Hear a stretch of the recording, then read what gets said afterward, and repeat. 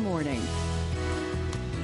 What you're eating today could contribute to health issues down the line, including the development of cancer. Local entrepreneur and certified nutrition counselor Tami Hulcher is back with us today with some research-based tips on how to eat to beat cancer. Welcome back, Tami. I love being here with you. We love having you here. Thank you. We started the show talking about liver health, and you were telling me that eating well can make a big difference, and you know personally. I love Dr. Flynn when he was talking about the liver. My brother had a liver transplant. So the same thing that you're going to eat for a healthy liver, you really want to eat, to all of your cells, really, liver cells, cancer cells, blood cells, bone cells.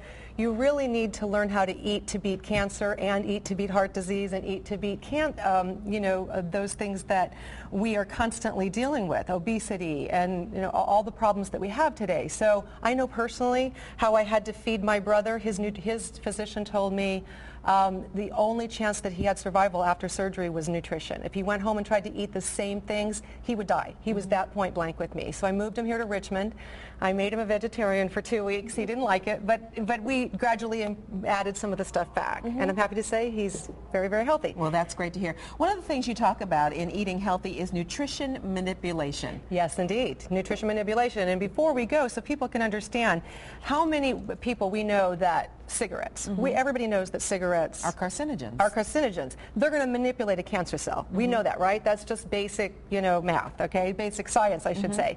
The same thing happens with food. We can manipulate cancer cells. The China study and I'm going to be using a lot of information from the China study who was written by my friend, Dr. T. Colin Campbell, and also featured in Forks Over Knives.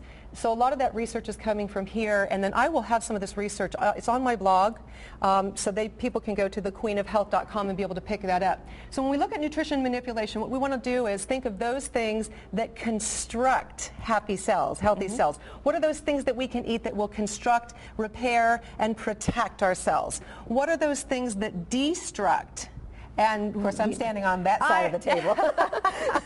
Well, it's not a positioning thing. I'm thing. surprised to see milk on the destruct side. Dairy, actually, in the China study, in Dr. T. Colin Campbell's book, and other research, we start to see it's the milk protein. It's actually the casein.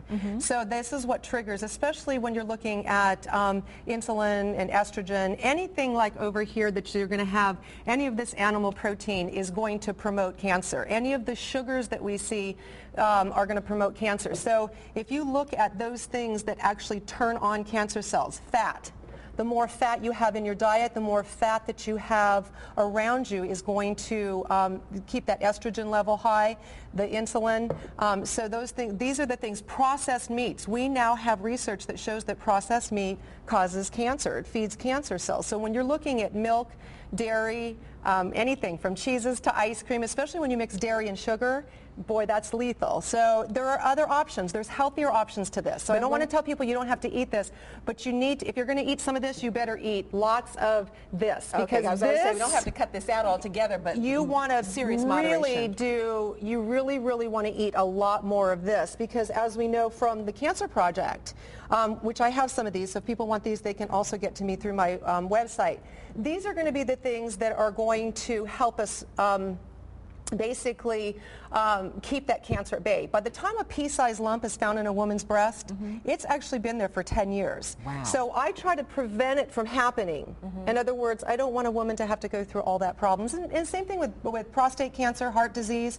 If we can prevent the disease, it's easier to prevent than it is to cure and do the things that we have to do, like medications and surgeries. Well, I've always heard that cruciferous vegetables like cabbage and things like that help prevent cancer. So is that really true? Do you want to know why? Why? Okay, here's your vocabulary word for the day. Endo-3-carbinol. Okay? Endo-3-carbinol. Now, you're going to find that in the cruciferous. I have kale here. I have the Brussels sprouts here. And then I also have some sprouts. Anything that the cruciferous, they are very protective. And because they have fiber too, anytime you get fiber into the diet, you're going to escort that estrogen out. So you want to think all of the really good things that are going to help you switch off the cancer cells are going to be those fruits and vegetables, maybe flaxseed, some green tea, everything that we see here, berries, beans, almonds.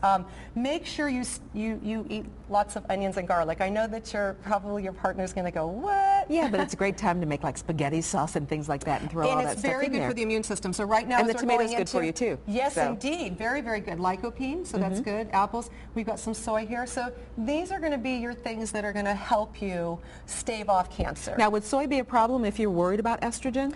No, there's a difference in, it's interesting, Samantha was talking to me a little bit earlier about it, and I told her, I said, you know, when you're looking at soy, you don't want to eat a lot of soy products like soy hot dogs and things like that. You want to really stay as pure as you can. Organic, edamame or soybeans or something like that. Because what happens is they help, some of that helps protect it sort of sits on the receptor and sort of, I'm going to probably explain this wrong, but it sort of sits on the receptor and helps it so that the regular animal estrogen or that other estrogen doesn't sit on it. So the plant estrogens are more protective. Well, some great tips, and as we talk about, it's all about balance, so we want to balance more toward this side of the table. Yes, we can enjoy this in very little moderation. Little, because there's a lot of things over there that we know, absolutely promote cancer. Tami Hulcher, Queen of Health, thanks so much for joining us today. Much. You're very welcome. Greg, over to you with more things to keep us healthy. That's for sure. In addition